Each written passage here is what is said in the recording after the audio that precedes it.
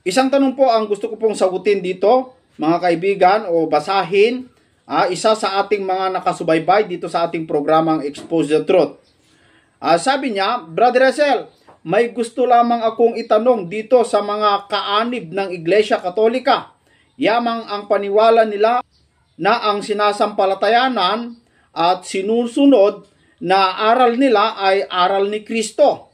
Ang tanong ko sa kanila, ano ba ang tawag o itinawag ng mga Israelita noong panahon ni Kristo sa mga disipulo or alagad ni Kristo? Katoliko ba?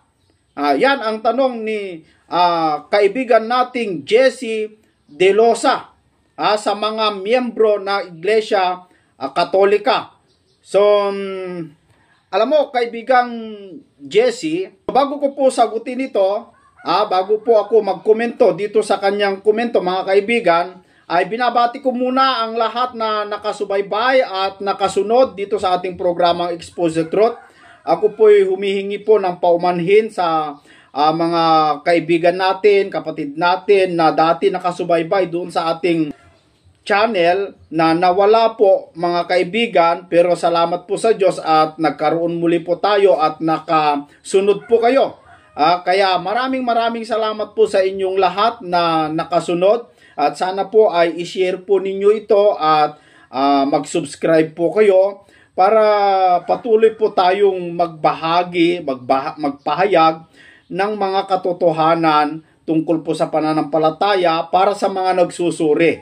At para naman po sa mga tumututol, naway patuloy po kayong makinig para makadagdag po kayo sa paglago ng ating channel, mga kaibigan, kaibigan Argel.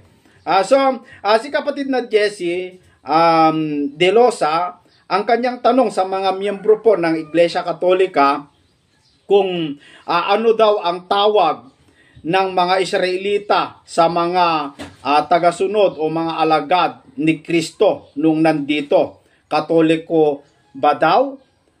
Alam mo, kapatid na Jesse, kung ako ang sasagot sa tanong mo, ayon sa mga taga-punto por punto o mga pari, ang sagot po nila dyan ay hindi po Katoliko ang tawag ni Kristo sa kanyang mga tagasunod nung buhay pa siya. Kasi yung salitang Katoliko, ayon sa kanila, ay universal. Yung salitang Katoliko, universal. O kung itagalog po natin ay laganap. Kaya hindi daw Katoliko ang tawag ni Kristo sa mga alagad niya nung araw dahil hindi pa naman daw laganap noon.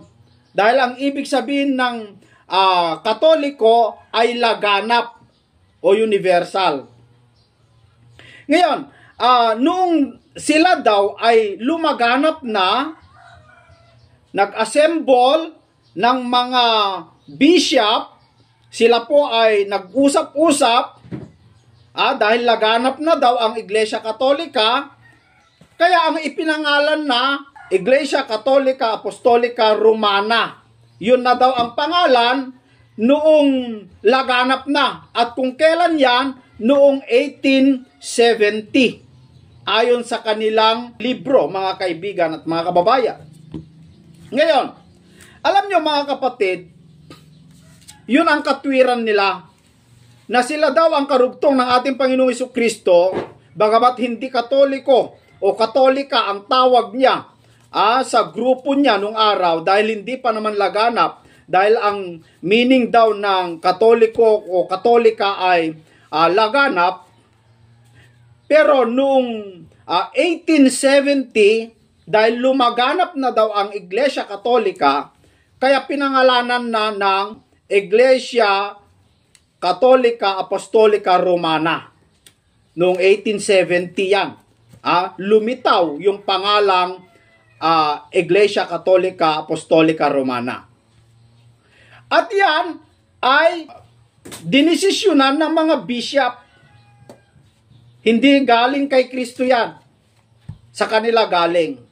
Pero alam nyo mga kapatid, kung bakit lumaganap ng husto ng Iglesia Katolika, Apostolika, Romana, ang isa sa kanilang sikreto, mga kapatid, na hindi po ito magawa ng ibang relihiyon o yung mga tunay na Iglesia ng Diyos, hindi po nila magawa ito, diskarte ng mga Iglesia Katolika.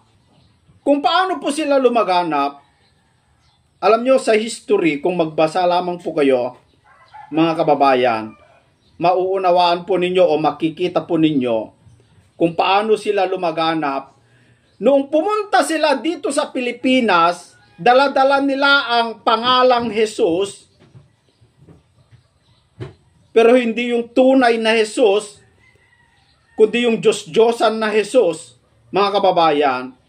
At ang tao, kapag hindi po siya sumampalataya doon sa buhat-buhat nilang Jesus,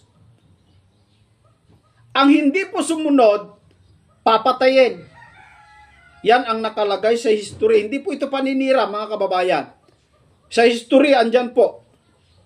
Kapag hindi po sumampalataya o sumunod, yung isang tao nung araw, papatayin. Kaya dahil sa takot ng mga Pilipino nung araw, kahit labag sa kanilang pananampalataya, wala silang magawa.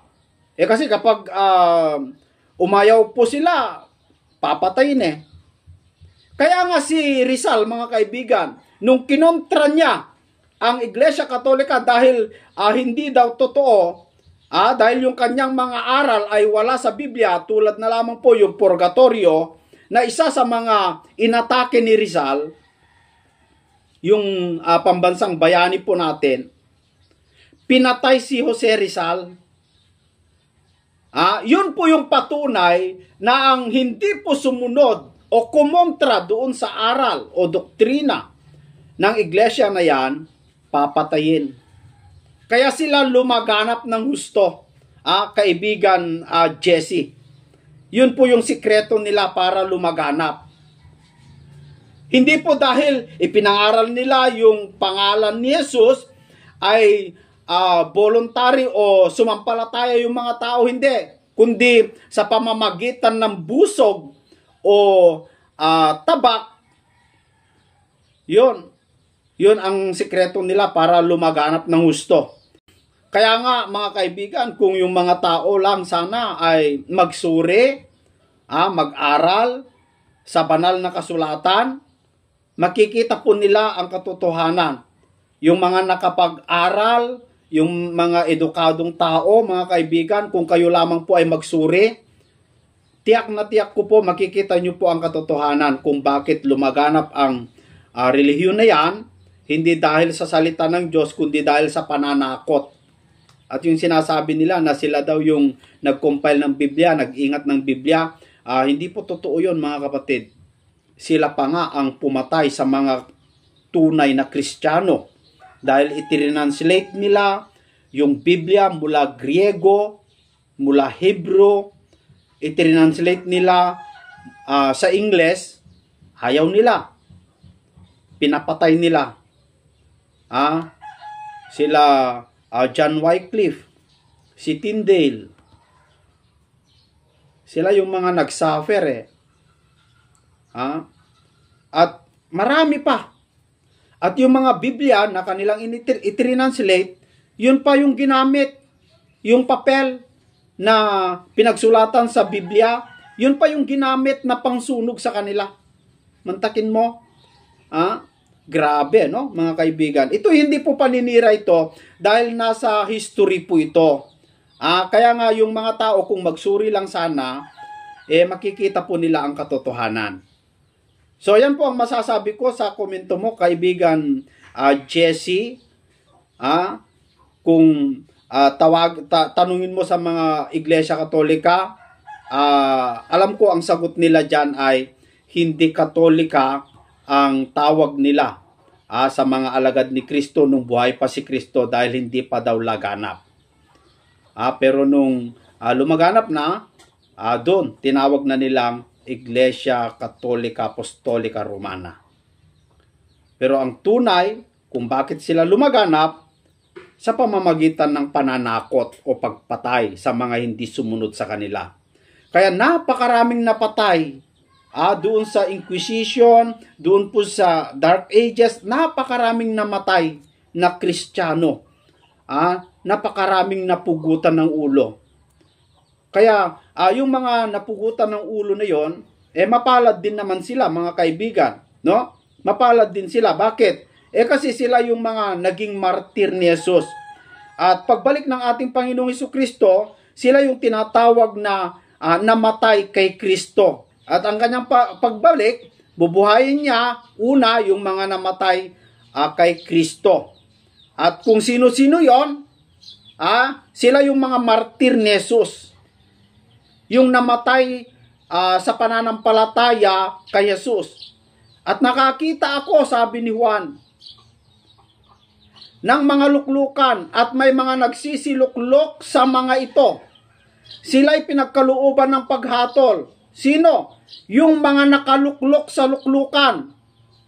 Sino ang mga iyon? At nakita ko ang mga kaluluwa ng mga pinugutan ng ulo dahil sa patutuo ni Jesus. Sila yung mga martir, mga kaibigan, ni Jesus.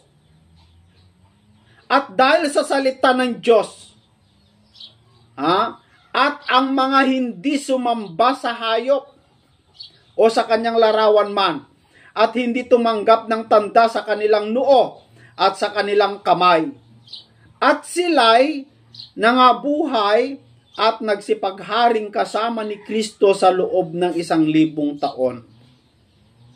So sila yung unang bubuhayin ni Kristo. So mapalad po yung sumasampalataya sa ating Panginoong Hesukristo, mamatay sa pananampalataya nila kay Kristo, makapagtiis sa mga trials, makapagtiis sa mga pangungutya, mamatay sila sa pangangaral kay Kristo. Mapalad po sila. Bakit? Sila yung unang bubuhayin ng ating Panginoong Hesukristo pagdating ng araw. So yan po, kapatid na Jesse, sana po ay patuloy kang susubaybay sa aking mga video na ipapalabas dito sa programang Expose the Truth. Maraming salamat po sa lahat na nakasunod. Hanggang sa muli po, mga kaibigan at mga kababayan.